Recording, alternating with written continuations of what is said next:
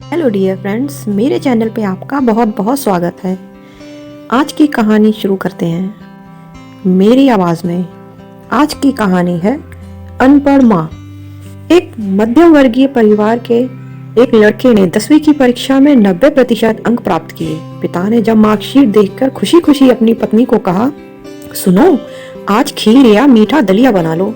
School की परीक्षा में हमारे लाडले को 90% अंक मिले हैं। माँ किचन से दौड़ती हुई आई और बोली, सच? मुझे भी दिखाइए मेरे बच्चे की कामयाबी की पर्ची। ये सुनते ही बीच लड़का फटाक से बोला, क्या पापा, किसे रिजल्ट दिखा रहे हैं? क्या वह पढ़ लिख सकती है? वह तो अनपढ़ है। अश्रुपूर्ण आंखों को पल्लू से पोंछती हुई माँ चुपचाप दलिया बनाने चली गई। लेकिन यह बात पिता ने सुनी भी और देखी भी। फिर उन्होंने लड़के के कहे हुए वाक्यों में जोड़ा और कहा, जानता है, जब तू गर्भ में था तो उसे दूध बिल्कुल पसंद नहीं था। तेरी माँ ने तुझे स्वस्थ बनाने के लिए हर दिन 9 महीने तक दूध पिया। क्योंकि तेरी माँ तो अनपढ़ थी ना, इसलिए तुझे सुबह 7 बजे स्कूल जाना होता था। इसलिए वह सुबह 5 बजे उठकर तुम्हारा मनपसंद नाश्ता और डिब्बा बनाती थी। जानता है क्यों? क्योंकि वो अनपढ़ थी ना, इसलिए। जब तुम रात को पढ़ते पढ़ते सो जाते थे तो वह आकर तुम्हारी कॉपी व किताब बस्ते में भरकर फिर तुम्हारे शरीर पर ओढ़नी से ढक देती थी और उसके बाद ही सोती थी। जानते हो क्यों? क्योंकि वो अनपढ़ थी ना, इसलिए। बचपन में तुम ज्यादातर समय बीमार रहते थे, तब वो रात भर जागकर सुबह जल्दी उठती थी और काम पर लग जाती थी।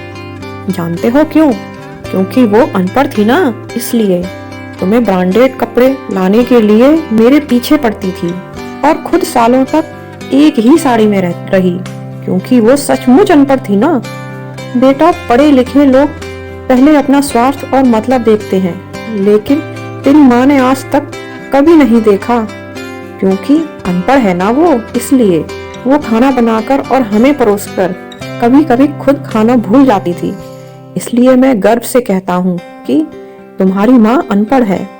यह सब सुनकर लड़का रोते रोते और लिपटकर अपनी माँ से बोला, माँ, मुझे तो कागज पर 90% अंक ही मिले हैं, लेकिन आप मेरे जीवन को 100% बनाने वाली पहली शिक्षक है।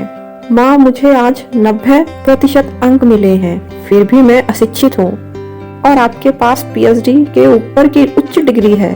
क्योंकि आज मैंने अपनी माँ के अंदर छुपे रूप में डॉक्टर, शिक्षक, वकील, ड्रेस डिजाइनर, बेस्ट कुक, इन सभी के दर्शन कर लिए। मुझे माफ कर दो माँ, मुझे माफ कर दो। माँ ने तुरंत अपने बेटे को उठाकर सीने से लगाते हुए कहा, पगले, रोते नहीं, आज तो खुशी का दिन है, चल हंस। और उसने उसे चूम लिया। अगर कहानी अच्छी लगे तो लाइक करें। Thank you.